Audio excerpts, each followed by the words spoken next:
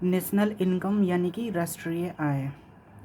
राष्ट्रीय आय क्या होता है? तो सबसे पहले है कि हमारे देश में कुल उत्पादन वस्तुओं के मूल्य को ही राष्ट्रीय इनकम कहा जाता है, या हमारे देश के सभी लोगों के कुल इनकम को ही राष्ट्रीय आय कहा जाता है। हमारे देश के कुल लोगों के द्वारा जो व्यय किया जाता है, खर्च किया जाता है, उसको ही राष्ट्रीय इनकम कहा जाता है। तो राष्ट्रीय इनकम कैसे हम समझ सकते हैं उसके बारे में पढ़ते हैं। मान लीजिए ये हमारे अर्थव्यवस्था है। इस अर्थव्यवस्था में प्राइमरी सेक्टर, सेकेंडरी सेक्टर और टर्सरी सेक्टर यानी कि प्राथमिक क्षेत्र, द्वितीयक क्षेत्र और तीसरी क्षेत्र आते हैं। प्राइमरी सेक्टर जो होते हैं कृषि से रिलेटेड होते हैं, सेकेंडरी उद्योग से रिलेटेड होते हैं, और टर्सरी जो तृतीयक होता है सेवा से निवृत्ति। मतलब हमारे अर्थव्यवस्था में इतने लोग इतने सेक्टर से, प्राइमरी, सेकेंडरी और टर्सरी सेक्टर से ही काम करते हैं। ठीक है, तो क्या करते हैं कि इसमें प्राइमरी सेक्टर के लोग आते हैं, द्वितीय सेक्टर भी लोग काम करते हैं, तृतीयक क्षेत्र के लोग भी इसमें कार्य करते हैं। तो कार्य करते हैं तो उनको अलग अलग, जैसे प्राइमरी सेक्टर में जो लोग काम करते हैं तो उसके अकॉर्डिंग मतलब उनको पैसा आय मिलता है। सेकेंडरी सेक्टर में जो व्यक्ति काम करते हैं उसको भी आय मिलता है। टर्सरी सेक्टर में जो सेवा क्षेत्र में काम करते हैं उसको भी क्या मिलता है? आय मिलता है। तो जब वो काम करते हैं तो उससे क्या बनता है? उत्पादन होता है, यानी किसी चीज़ का बनता है, कोई चीज़ बनता है यानी उत्पादन होता है। तो उत्पादन कौन करते हैं? ये लोग जो प्राइमरी सेक्टर, सेकेंडरी सेक्टर और टर्सरी सेक्टर के जो लोग हैं उनके द्वारा ये उत्पादन होता है। और उत्पादन होने के बाद इनको उनके उत्पादन के अनुसार उनको क्या मिलता है? आय मिलता है। तो ये आय उनको मिलता है। तो आय मिलने के बाद जब ये इस सारे आदमी के कुल वेतन को जोड़ देते हैं तो जो आय मिलता है उसको राष्ट्रीय आय कहा जाता है। राष्ट्रीय आय को एक तरह से और रिप्रेजेंट किया जा सकता है, अगर कुल उत्पादन जो है, कुल उत्पादन को जोड़ लिया जाए तो वो भी क्या होता है? राष्ट्रीय आय होता है। ठीक है, उसके बाद राष्ट्रीय आय जो है 3 विधि द्वारा निकाला जाता है। थर्ड मेथड द्वारा निकाला जाता है। पहला मेथड होता है आय विधि यानी इनकम मेथड।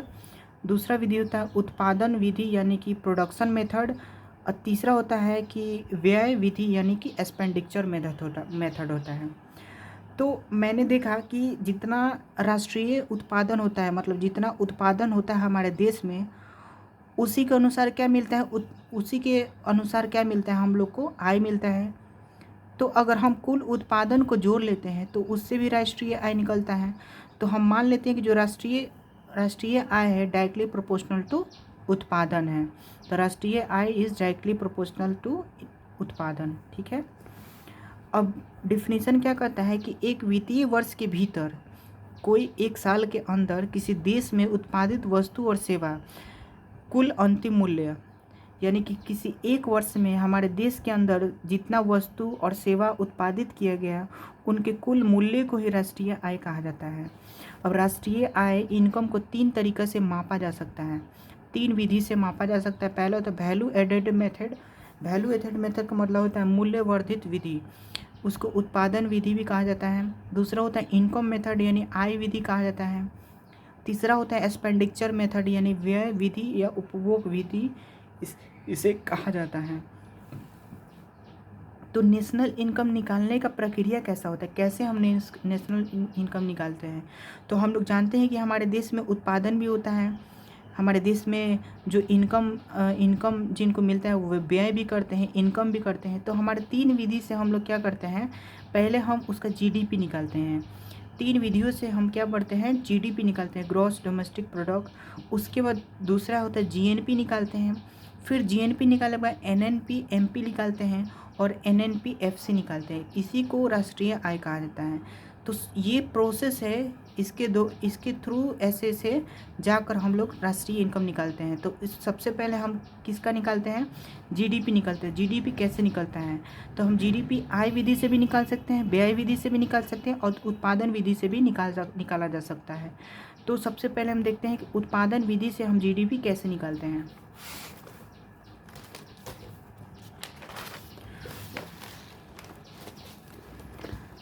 उत्पादन विधि द्वारा उत्पादन विधि द्वारा या मूल्य वर्धित विधि द्वारा हम लोग जीडीपी कैसे निकालते हैं, तो प्रोडक्शन मेथड या वैल्यू एडेड मेथड कहा जाता है। तो सबसे पहले जैसे कि मान लो कोई हमारे देश में कोई मान लो टी शर्ट बनाना है, तो टी शर्ट बनाना है तो टी शर्ट बनाने के लिए उसके लिए हमको कच्चा माल की ज़रूरत होगी। कच्चा माल मतलब कॉटन का ज़रूरत होगा, कॉटन यानी कपास का ज़रूरत होगा। और उसकी ज़रूरत को पूर्ति के लिए हम किसानों से क्या खरीदेंगे, कपास खरीदेंगे। तो उस कपास को क्या बोलते हैं, कच्चा माल बोला जाता है। मान लो कच्चा माल कितना रुपये हो गया, 100 रुपये में हम उस कपास को खरीदें। और कपास खरीदने के बाद वो जो कच्चा माल खरीदे कपास, उसको हम मैन्युफैक्चरिंग करेंगे। तो मैन्युफैक्चरिंग करने में यानी बनाने में मशीन उसीन की ज़रूरत होगा। मशीन के द्वारा हम क्या कर देंगे, उसको मैन्युफैक्चरिंग करेंगे, उसमें लेबर भी काम करेंगे, ठीक है। तो उस सब का भी उसमें इनकम जोड़कर जब जोड़ते हैं तो टी शर्ट का कुल खर्चा कितना आ गया, 250 रुपये। 250 रुपये के बाद क्या हुआ कि सरकार द्वारा भी कुछ टैक्सेस लगा दिया गया।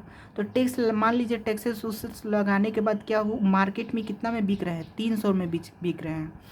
तो मैंने देखा कि पहले 100 रुपये था, 250 रुपये, 250 और 300 रुपया हो गया मार्केट में आते आते। तो उसमें वैल्यू कितना एडेड है, मूल्य में वृद्धि कितना हुआ है, उसी को मूल्यवर्धन कहा जाता है। तो हमने देखा कि 100 रुपये का चीज़ में 150 रुपये यहाँ पे बढ़ गया और फिर 50 रुपये यहाँ बढ़ा, टोटल जब जोड़े तो 300 बना। तो ये तो 300 रुपये है, इसी को वैल्यू एडेड कहा जाता है।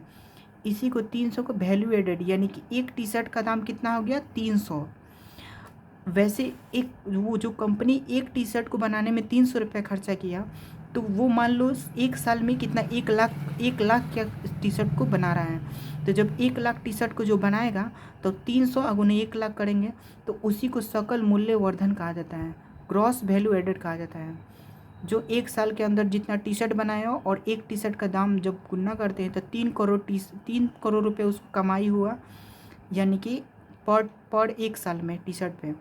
तो इसको बोलते हैं GAV, यानी ग्रॉस वैल्यू एडेड, सकल मूल्यवर्धन। अब ये तो एक कंपनी द्वारा बनाया गया भारत में। अब भारत में बहुत सारे कंपनी होंगे, तो मान लो एक कंपनी ये हो गया, दूसरा कंपनी ये हो गया, तीसरा कंपनी, ऐसे कई कंपनी हो गए, तो GVN करते हैं और इस सारा को जोड़ते हैं तो GDP निकलता है, ग्रॉस डोमेस्टिक प्रोडक्ट। अब इसको हम GDP बराबर सिग्मा GVA × N लिख सकते हैं, ऐसे भी लिखा जा सकता है।